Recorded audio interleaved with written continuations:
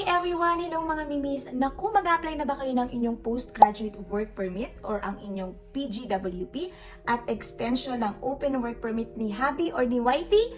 At extend ang study permit or visitor permit ng mga bagets? Naku, tama-tama mga mimis dahil yan ang isi-share ko sa inyo dito sa vlog na ito.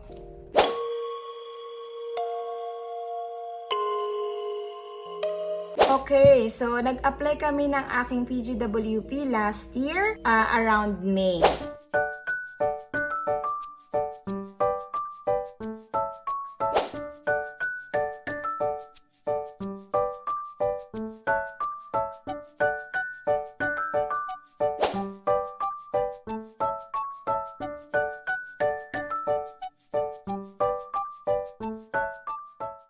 I-share ko muna sa inyo yung mga documents na sinubmit namin. So, we are family of 5. Mga documents na sinubmit ko para sa akin to ay yung aking birth certificate. So, syempre may copy ako. Digital photo, COE, transcript of records, yung study permit ko, passport study visa, yung 3 months pay stub ko, yung aking diploma. So, syempre, kailangan din ng application letter. So, sa application letter ko, ay in-include ko dun yung name ng course ko at saka yung name ng school ko. And dinagdag ko na rin dun yung DLI number ng school namin. And then, in-include ko din yung tier number ng work ko at tier number ni husband. Ayan. Kay husband naman ng mga documents na sinubmit ko, actually, mga mibi, si husband yung talagang gumawa nito. Ayan, ako ay nag-ready lang ng mga documents pero siya talaga yung gumawa. So mga mimis, kami ay nag-DIY, ha? DIY to. Kasi kinakusta tayo ng budget. So DIY na. Tsaka confident naman ako kasi I did follow all the rules naman, mga dapat gawin para mag-qualify ako for PGWP. Tinapos natin ng maayos yung course. My husband, ito yung mga document na sinabit namin mga mimis. Yung kanyang work permit, and then yung work visa niya na nakatatak sa passport niya, and then yung passport niya. Yung COE niya, pay stub niya, digital photo, at saka yung medical niya sa Pilipinas. So yon. Kasi yung medical naman ay good for, I think, 2 years yan. Yung mga bagets naman ay, ang sinubmit namin ay yung kanilang birth certificate, yung kanilang digital photo, proof of enrollment sa school nila para sa 2 boys ko, yung study permit nila, or and then yung visitor permit ni Bella, yung passport nila, and then yung medical also nila. So, ito na mga mimis, no? So, bibigyan ko kayo ng timeline. So, first week ng May, nag-submit ako ng application. The day after, nung nag-submit ako, naka-receive na ako ng confirmation na na-receive na ng IRCC yung application ko for my postgraduate work permit. By the end of June, naka-receive ako ng letter from IRCC. Na-approve na yung extension ng open work permit ni husband at ng extension ng permit ng aking mga bagets.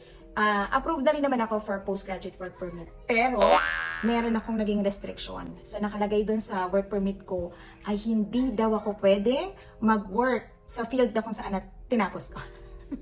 Sabi ko, ba't ganito? Ba't hindi ako pwedeng mag-work? Ito nga yung tinapos ko. So, nakalagay doon na hindi ako pwedeng mag-work sa healthcare and childcare sectors.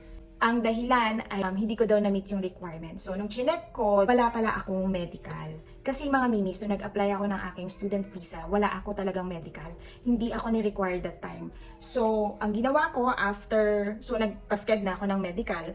So, I believe nag-submit ako sometime by the end of July. So, na-receive ko naman ng mabilis din yung letter ng IRCC na na-receive na nila yung application ko to amend yung restriction na nakalagay sa PGWP ko. August nung naka-receive ko yung letter ng IRCC, August, September, October, November, December, second week ng December na-receive ko na yung walang restriction na kailangan na hindi ako pwede mag-work sa healthcare or childcare.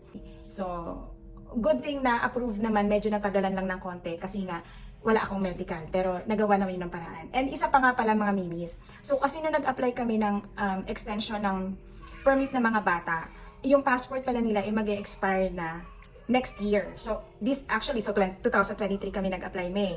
So, yung expiration ng mga bata, yung visa nila ay 2024. So, hindi namin, kasi iniisip ko din kung i-apply namin sila, parang too early, parang pwede ba yun? Parang 1 year before ng expiration ng visa mo. Pero anyway, dapat pala, tinry na namin itanong, kasi nabigyan sila ng extension, pero hanggang kung kailan lang yung expiration ng passport nila. So, this year, January, na-renew namin yung passport ng dalawang bagets. Tapos na-receive naman namin agad yung passport din nila. I think parang 1 month lang, 1.5, ganyan. So by end ng March ay nare-apply namin sila to extend again. Panibagong bayad ng mga minis. Yun nga, panibagong bayad kasi pag ganun. So nag-apply ulit kami to extend their permit. Yung PGWP ko mga mini, 3 years kasi yun. Years sa kanila, nabigyan lang sila 1 year kasi nga yung expiration ng passport nila. So since na-renew na namin yung passport, so nag-apply ulit kami to extend pa yung permit nila na within the 3 years na. So we just received the extension recently. So okay naman na. So everything is good.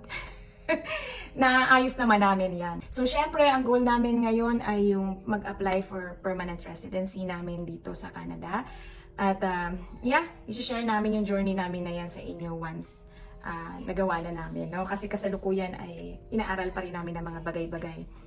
Okay, so yun lang naman mga minis, yun lang ang kaganapan at ang aming experience kung paano namin na-apply ang aking postgraduate work permit. So, dahil 2 years yung course ko, I was approved for 3 years postgraduate work permit. Ayan. Actually, post-graduation work permit pala yun. Ayan. Ayun lang naman mga mimi. So, I hope sa mga kamimis natin dyan na mag-a-apply na kanila post-graduation work permit. Anytime soon ay sana nakatulong ang video na ito. At sa mga kamimis natin dyan na malapit na mag-graduate, yay! Congrats mga mimis! Onti na lang yan, nag-iisip-isip na kung paano gagawin nila sa kanilang pag-a-apply sa kanilang PGWP. Ayan, so sana nakatulong ang aking video na ito. Kung may mga questions kayo, ay comment lang kayo down below. At syempre ay sasagutin natin yan pag nabasa na natin. Okay? So syempre mga mimis, ang aking motto ay laban lang sa life and keep it cool. And syempre, please don't forget to like and subscribe. See you again mga mimis sa aking next vlog. Bye-bye!